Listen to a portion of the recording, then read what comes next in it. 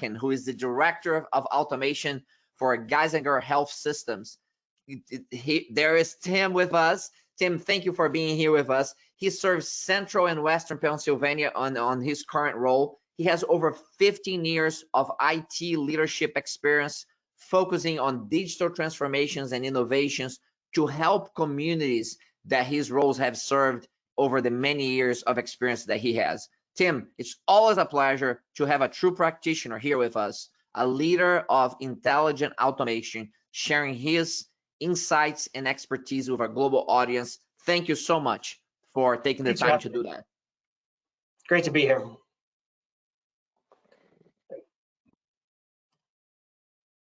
All right. So thanks again for having me. I'm glad to be here and to be presenting to you all. I hope to instill some knowledge today. And I'm going to be talking about Geisinger's automation practice and what we're doing to continue to move forward in RPA. And some of those issues of what got us here are not going to continue to propel us forward. Simply due to a number of factors, scale largely being one of them. As mentioned, I work I'm the director of the Intelligent Automation Hub at Geisinger Health System in Central Pennsylvania, and we're really focusing on innovating in healthcare across PA and then within RPA in general, and working with a lot of partners to move healthcare forward. So I'm going to talk about our current state. Where are we, in Geisinger with our COE? What has made our RPA successful, and what are we currently having issues with? We all have issues, and where can we continue to grow? All right. So where are we? And I need to set the tone for our current state of affairs, because without knowing where we are, you could be in a different position. And so, where are we? We have an established COE. We have business architects, technical architects, developers, and project managers helping, move our RPA practice forward, as well as executive buy-in. We couldn't establish a COE without that buy-in from executives, and it's incredibly important to have that. And to move forward from current state, we need to have the COE established. Without the COE, it's hard to get to the next steps in RPA. With that being said, we've already demonstrated return on investment growth and possibility. We've shown where areas we can grow in are and our future growth potential. What can be the savings? How many hours can we save? How many dollars can we save? Where are we going to, grow in the future? Not just in our automations, but new technologies, right? It's important for us to, be able to demonstrate that. And, as we're working across many different business lines, we have to realize that, we have early adopters, and people who are eager to get in the ground floor of RPA. And then we have the laggards, and just be aware, that dynamic exists within all businesses. I don't think healthcare or any other industry is alone in that. But making sure that we already have established relationships across multiple businesses, because those people are like our angel investors. They're going to promote for us. They're going to talk us up and want us to continue working with them. So having that established is really important. And as mentioned, they're going to be our champions, right? Those business lines that we've done a lot of work with and have seen positive ROI are going to be our champions. And then we've integrated with multiple success metrics, not just ROI, but things like in healthcare, how many patients have we served? Who has engaged with us? With our automations, with any of our digital technologies. It's going to be a number of factors, right? ROI is just one of them, but how many hours saved are we able to demonstrate? How many patients have interacted with us? Those are some of the other factors in healthcare that we're focusing on. Each industry is different, but you have to have more than just one metric to continue moving forward. So what got us here? And I really love this quote. Don't criticize yourself while you're creating. And that's from Adam Grant. And I think we've all been in this place where we're constantly nitpicking our practice, what we're doing, how we've done it, the things we should have done, the things we should not have done. I think as we're standing our RPA practices up, not getting too critical of what we've done and where we've gotten ourselves is really important. We get to our current state where the COE is successful in a number of ways. There's so many ways that we can get here, and we all take different paths. And just realizing where you are and assessing your actual stance is incredibly important. And be realistic with yourself. If we're unrealistic about our current state, where we are, and the problems that we have and the successes that we've had, we're not going to be able to move forward. So don't get on your own back for what you've done. So what has gotten us here, right? We've built a strong foundation. If we build a foundation on top of toothpicks, it's going to be terrible to build on moving forward.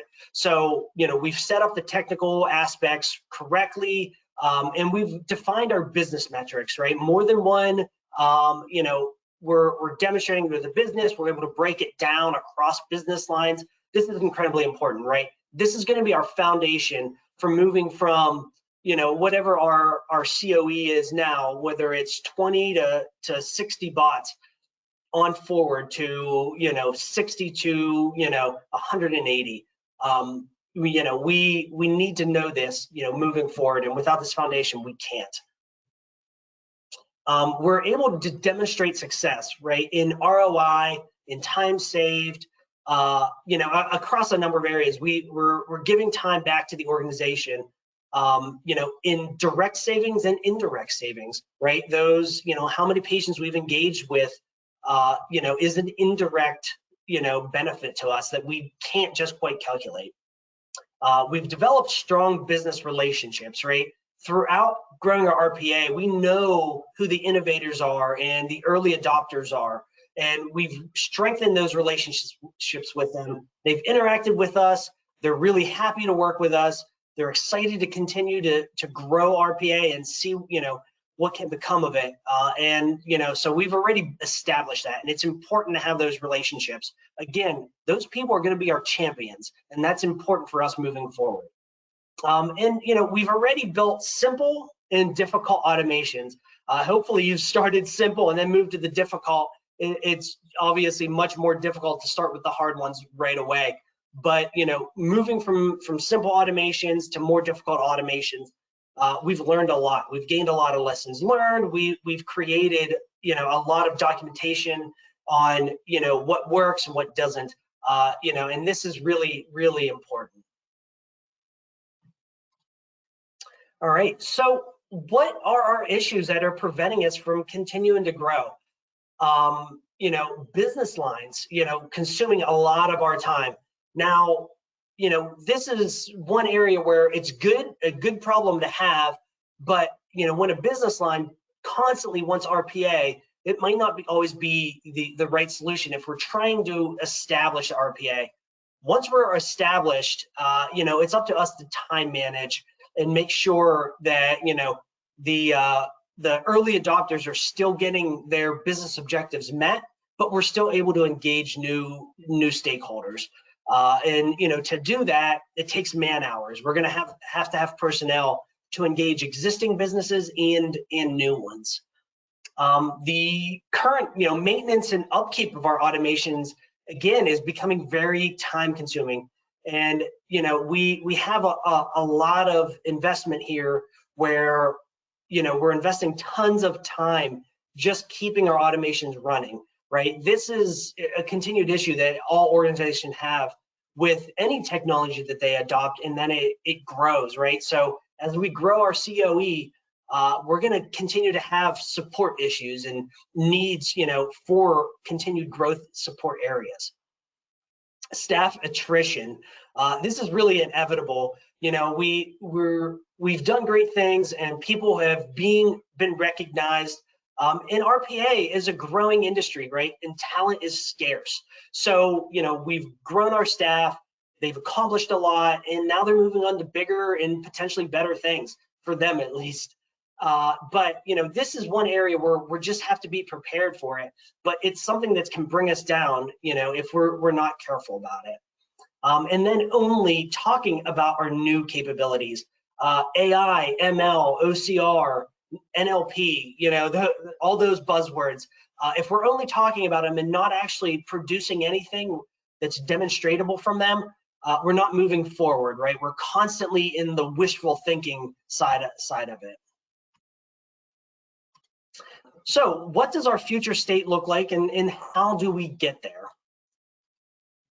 So before we think about that, we got to ask ourselves a few questions, right?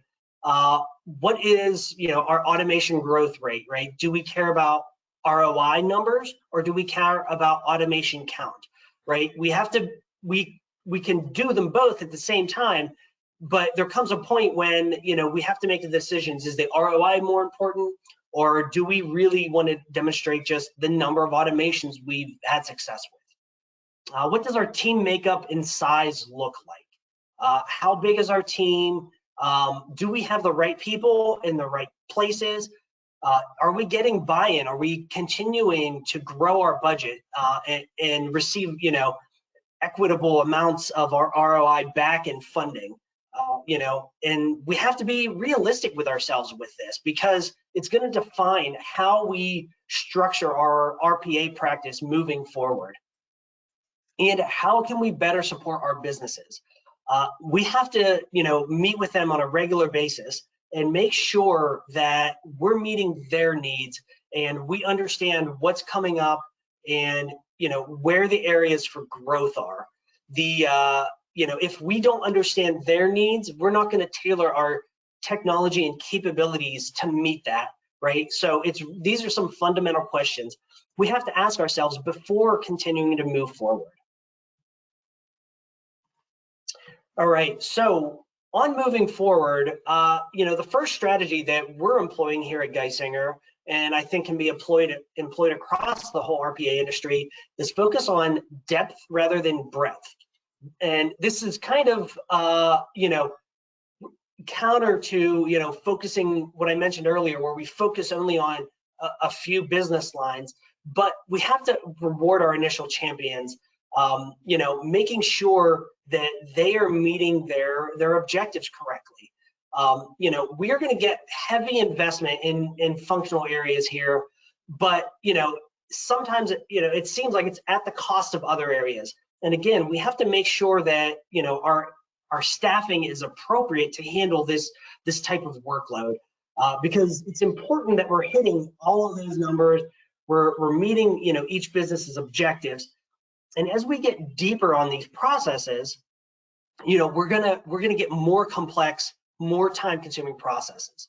But this is where we end up realizing the full end-to-end automation, right? This is true digital transformation through RPA.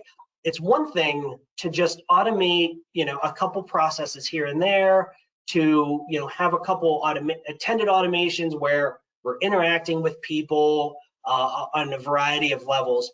But if we're going to get deep into the processes, and do true digital transformation, we need to do end to end, and that means even taking existing automations and rewriting them to incorporate the beginning, the end, and then the after effects, right? Because we have an automation that's done, but a lot of business lines require additional reporting, and so that may be a good area for us to focus on, so that we can meet their needs to their executive sponsors.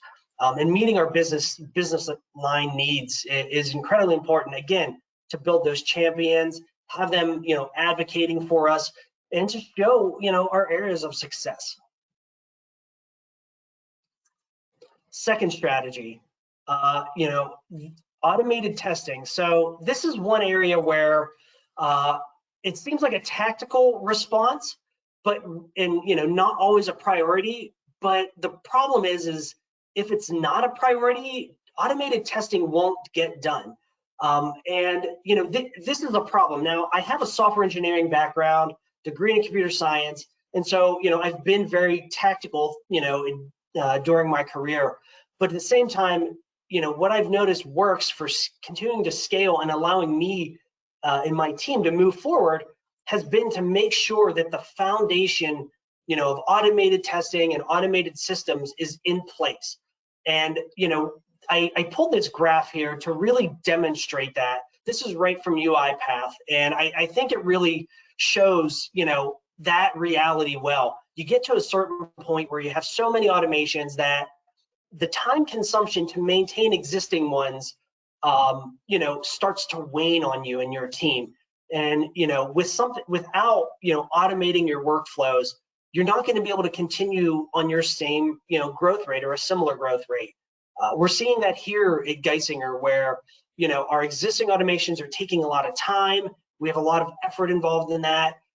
We're being asked to do new regulatory reporting and monitor our security standpoint.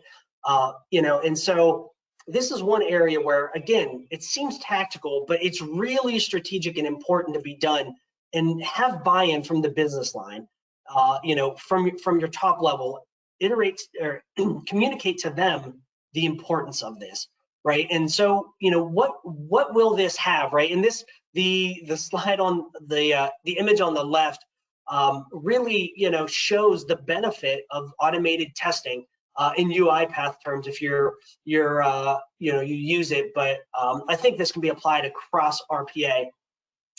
Automated testing reduces failure rate significantly, right? 1/5 of the failure rate they've noticed. And then the maintenance and effort. Again, I've mentioned this before, but reducing your maintenance costs, this can be, really helpful. And I think, a lot of our automated testing can be put in place to give us early warning signs so we can schedule our maintenance ahead of time. Do this in the test environment before it gets to production, right? We don't want to be, having production downtime too often when, automated testing could have helped us. This really saves our team a ton of hours, right? Just making sure that there's no things that we missed, and it keeps them from having to work on weekends. I mean, we've all been there. We know what it's like. And then early detection recovery is important for the business continuity as well. They want to know that we have their back and everything is going to be smooth. So it's really, really important for us to have their confidence. So strategy 3, reducing single points of failure. And this is what I mentioned earlier about staff attrition. Staff are going to leave, and we have to be realistic about it. We have built some great team members. We've given them skills that are valuable across this RPA industry that's just continuing to grow and has so much need. I mean, if you're in a hiring position, you've tried to hire an RPA developer recently, you understand the difficulty that we're all facing. And so your staff have a lot of options. So make sure that we identify our key contributors, develop their backups, but we also give them the support that they need to continue to grow in their careers in their right where they are in their current company. Because if we don't, they're going to find it somewhere else, and we don't want to be left behind when they do, right? Without a backup, without anyone knowing all the work that's involved in keeping our RPA up and running.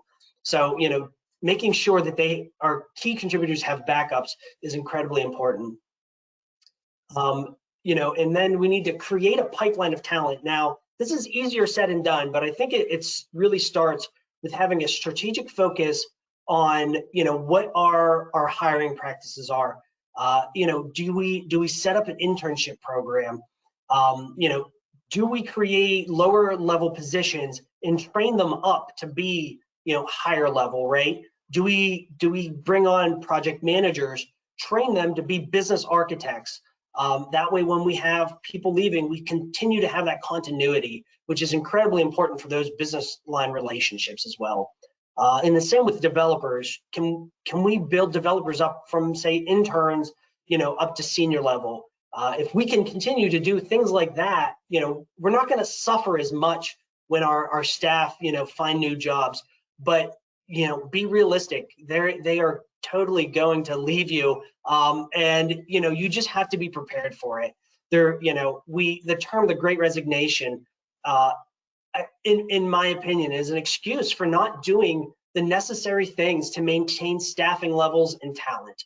It's on us as executive leaders to make sure that we have the processes and the talent in place to backfill, and make sure that we don't have those, single point of failures, because they can doom your RPA practice.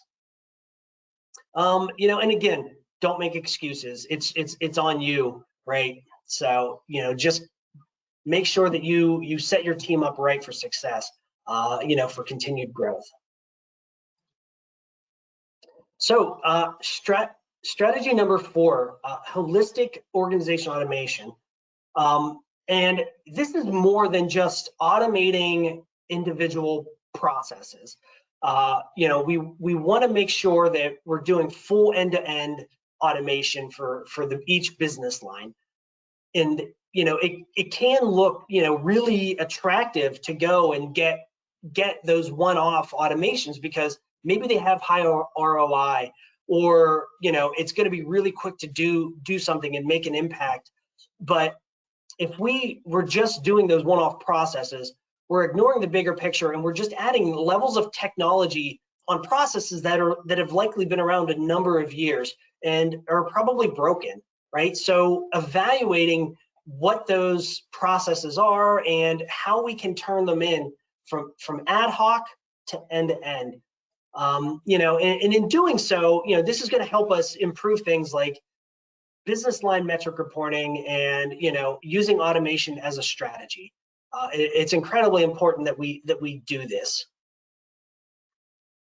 And one thing to note here is that this idea, this strategy, needs to be pushed from top level executives, from the individual business lines to your executives over the whole organization. Because without it, there's no motivation to move your processes forward, to automate them end to end, and you just don't have the buy-in. People get busy. People don't want to invest the time in your automation, in your RPA practice, because they're doing their own things.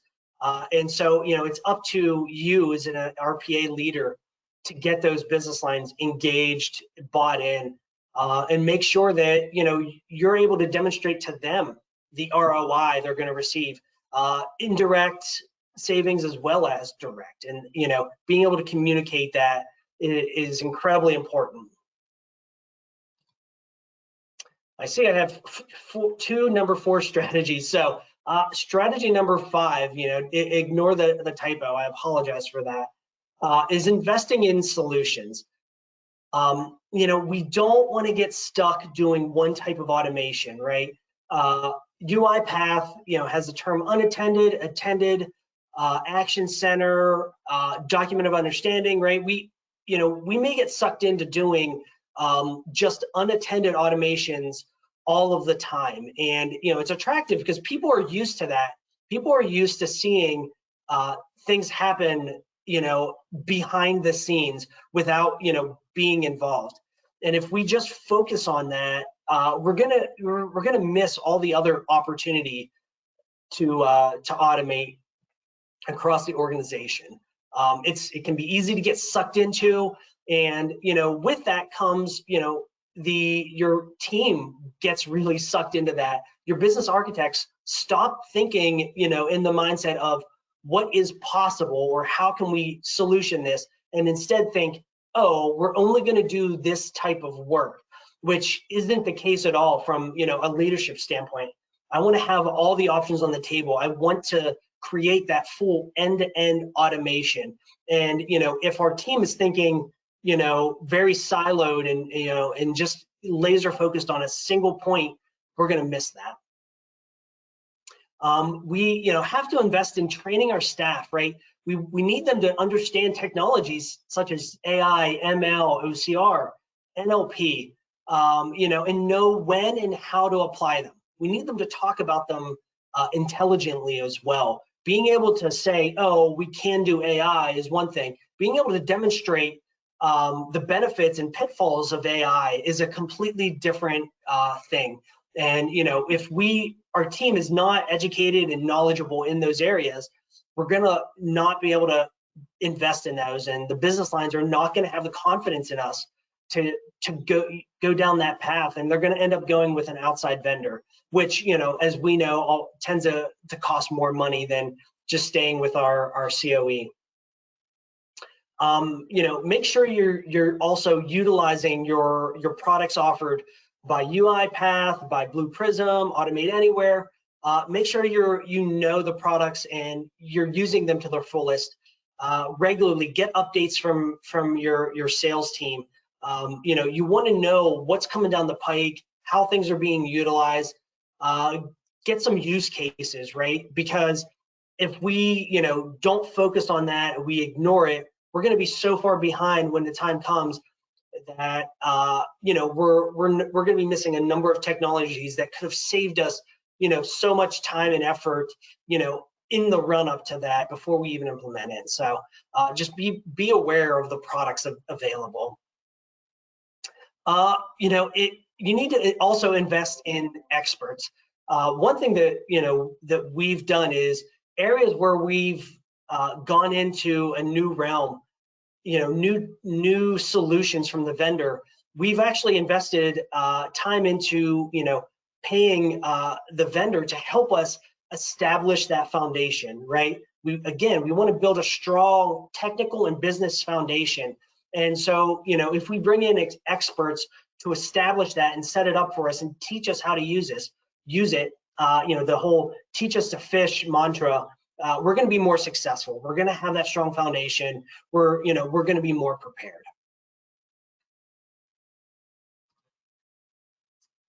All right. So changes to success metrics. This is one area where we need to be cognizant that we have to be able to adapt to the business lines. One success metric now won't be the same, as it is in the future. Business lines change. Executive push new important ideas and strategies.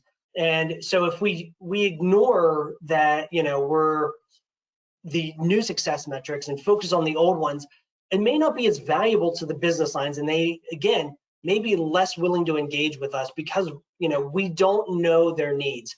So, making sure that we're focused on current success metrics and business needs is going to be incredibly important going forward. And again, just be open to the change. It's going to be incredibly important for everyone involved that, not only is RPA willing to change with the businesses, and with that, we're going to get a lot of executive buy-in. So with that, I want to say thanks for having me and open it up to questions. Thank you so much, Tim, for such a great review of your journey there with the company. And I want to ask you, because some questions came up during the presentation. Give us a little bit more background on the organization itself. I mean, you have a number of hospitals that you are working with, and what does the system look like, in terms of professionals working on the systems, what type of activities you do, just kind of a big picture of the company. Yeah, so Geisinger is based in central Pennsylvania, originally started as a community hospital for a rural setting. And we've expanded to be the entire eastern part of Pennsylvania. where we have multiple hospitals, multiple clinics, multiple areas, and then we also have a health plan. So for those in the health industry, the health system having its health plan is kind of common, depending on the area. So when we do RPA, we're doing it for our clinical side, our back office side, our operations side, as well as the health plan side. For anybody, again, aware of the health plan and how it works, managing claims and processing them is very time consuming, very human involved. And, where we can enter RPA in there is just a huge time savings. That's fantastic to have that background. I must say that I wasn't even aware how large actually of an organization you have and how many parts you have. It's quite impressive. With that in mind, other questions that came up have been around the how did you start and how did you progress. So I don't know exactly how long you have been with the organization, but if you at what point RPA kind of got in the radar for the organization and say, you know what, this is something that we should experiment with, and then from there, how do you go from there to creating a center of excellence? Yeah, so about 3 years ago, the idea of RPA was brought up, and we started automating on a different technology, not UiPath, that was not health center focused. We quickly realized it wasn't going to meet the needs for our healthcare system. And so we, after about 1.5 years, we migrated to UiPath. In doing so, at the time we had about 20 automations that we migrated, and moved up and built our practice. As we were doing so and growing, we invested in our ROI metrics reporting, which in UiPath terms is called Insights, which was necessary to get executive buy-in and continue getting funding for our RPA practice. And so over the last 2 years, we've continued adding automations, adding new technologies, and growing the team to now where we have a team of about 12 people, and we're looking to expand that across roles in the group, and we're looking to expand that because RPA has been so successful.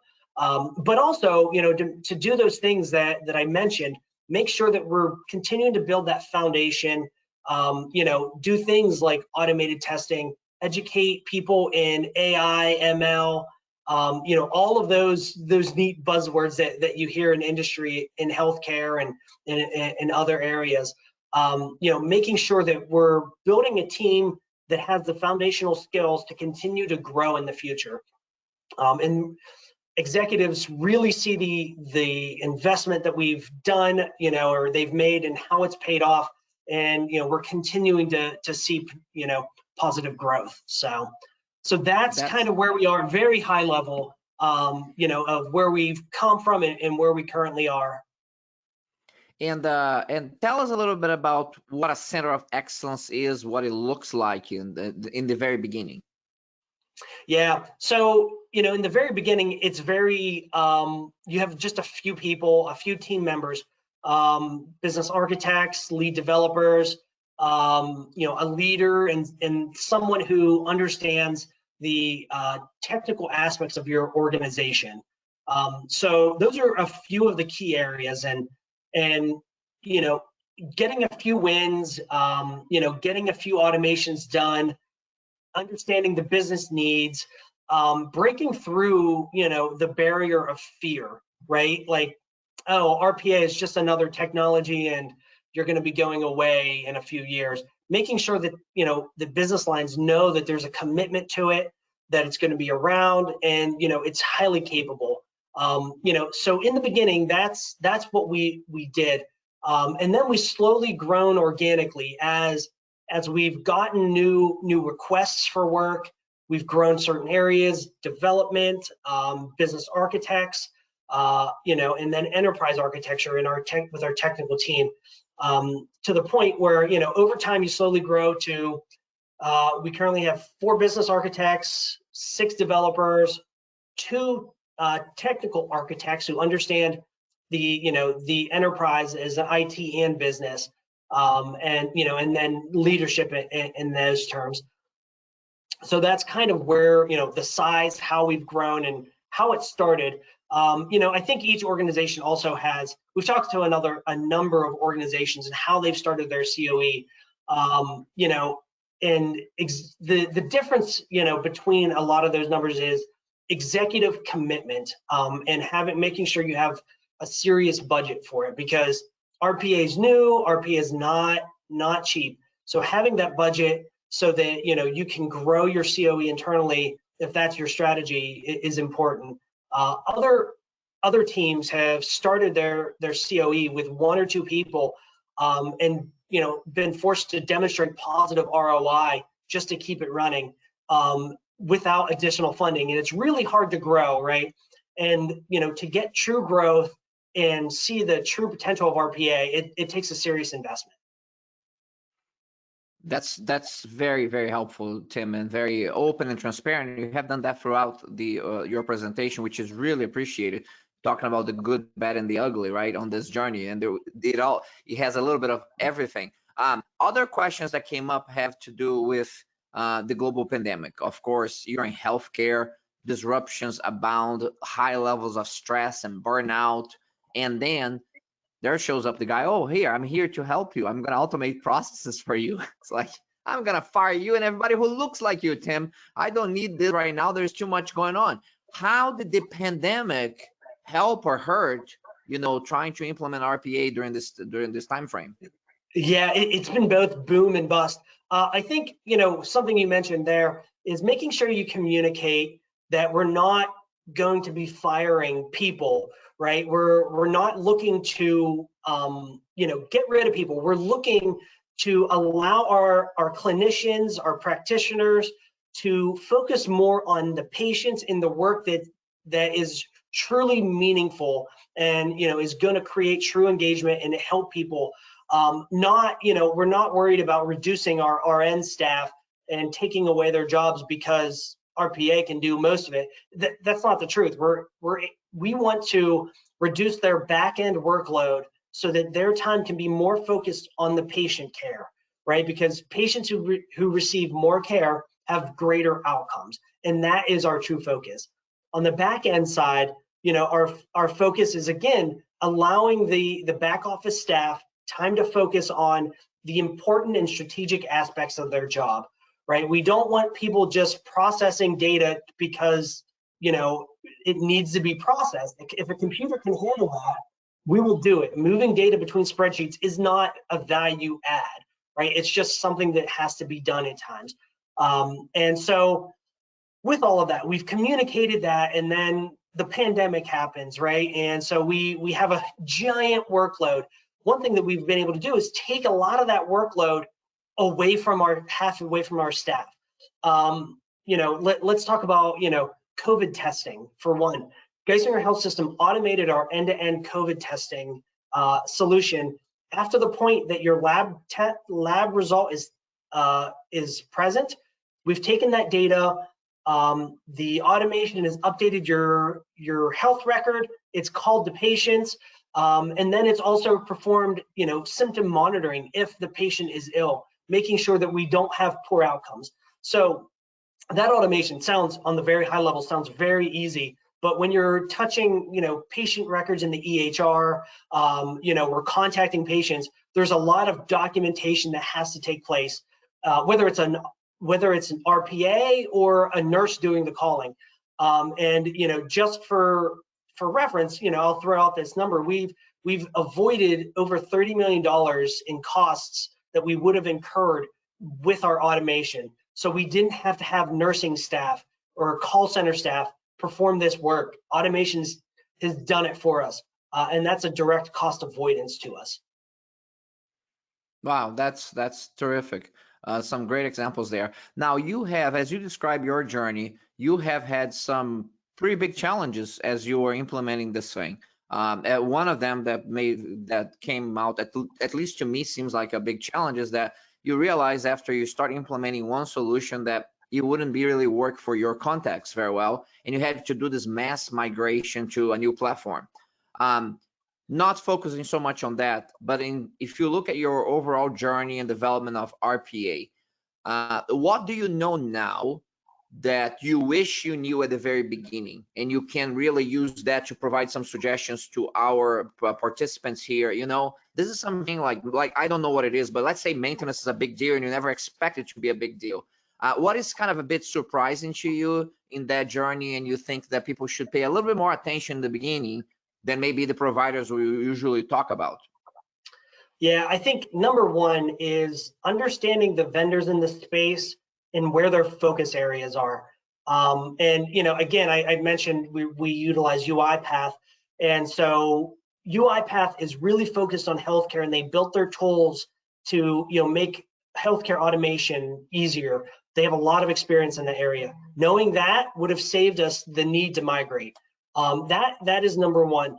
Number two is, yeah, there's a number of things we could have done, automated testing or, different infrastructure. But I think, just not being hard on ourselves, because we've had a lot of success, and, yeah, we've made mistakes, we've had missteps, but, if you're innovating and trying to move an organization forward, you can't beat yourself up over it. You have to realize that there's going to be so many failures in innovation that it's when you look at your track record, you're probably going to have more failures than successes. But when you get to you start having success and on a consistent basis, and you realize you're innovating in the RPA field, that's when things just start humming along. And we're at that point now. Geisinger is at the point where things are humming along. But we need to continue to be able to scale, and again, investing in those ideas such as automated testing, such as strategic backfilling roles, because losing one or two employees is really difficult. Those are such great insights, Tim. Thank you for sharing those insights. You have done that throughout your presentation about touching on this very practical items that are not obvious to someone who is starting this journey, or even some people who have been doing this for some time, but they have not encountered some of the same challenges. One other question that came up here, we're getting close to the time here, so I'm trying to get in as many questions as possible. What was your process in the beginning to find the best cases, the best use cases to demonstrate value? Is this something that executive leadership kind of guide you that, or you saw that we can really show tremendous value creation here? What was the main driver for showing value and engaging the senior leaders in the solution? Yeah, and that started with just having relationships between those executive leaders, the RPA sponsors, as well as the business line leaders. When there were strong relationships there, that's when we saw like the ability to gain value. So in certain areas where there's let's say we looked at an area that had a lot of staff turnover, right? What can we do to reduce the staff burden? And that's on our health plan side and health claim side, coming in and setting up RPA, and they're at the point now that we've built so many automations, we've reduced their workload. They have hundreds of employees, and we've taken we've allowed them to reduce their FTE count by like 20 right now, which doesn't sound like a lot, but that's a lot of people that were doing work that kind of just shifted away. We just didn't have to backfill because our automation took over. But it started with having those executive relationships at the top, and having somebody that that's willing to take a chance and be an early adopter and realize that there's going to be bumps in the road. Having that person is incredibly important, and then the trust that's built there goes a long way. Outstanding. Tim, what a great presentation, a great dialogue about the true challenges and opportunities of RPA implementation to create value. You have represented the organization incredibly well, so thank you for that. Thanks to your executive leadership as well. It seems to me that they're very tolerant and supportive of this process of learning and growing, and which is especially in times of uncertainty and rapid change like healthcare has been through. It's a real blessing to have leaders like that. So I'm grateful for you. I'm grateful for your leadership, and I'm very grateful for you to share these lessons with all of us. Thank you again. Thank you very much. I'm happy to be here.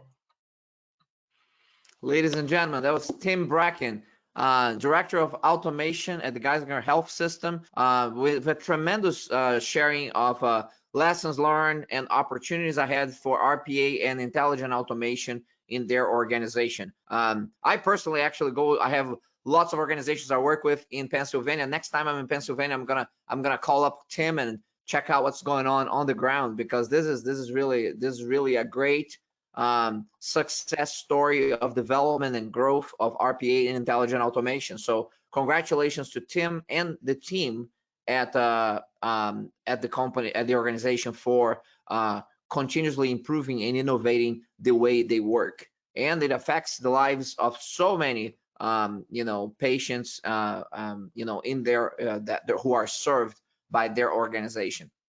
Very well. We're going to be taking a break now, and at the top of the hour, we will come with our final speaker for the conference. And I'm talking about Damani Brown, who's going to come from Jamaica directly. So, Natalia, if you're still watching this, I don't know if you know Damani or not, but he's right there. I don't know if he's in Kingston or somewhere else, but he's coming from Jamaica. He's going to be sharing with us the journey at the Jamaica Public Service Company with RPA intelligent automation. And then he has a tremendous background across multiple industries as a leader of excellence, innovation, and transformation. So taking a break now. I'll see you all with Damani Brown at the top of the hour.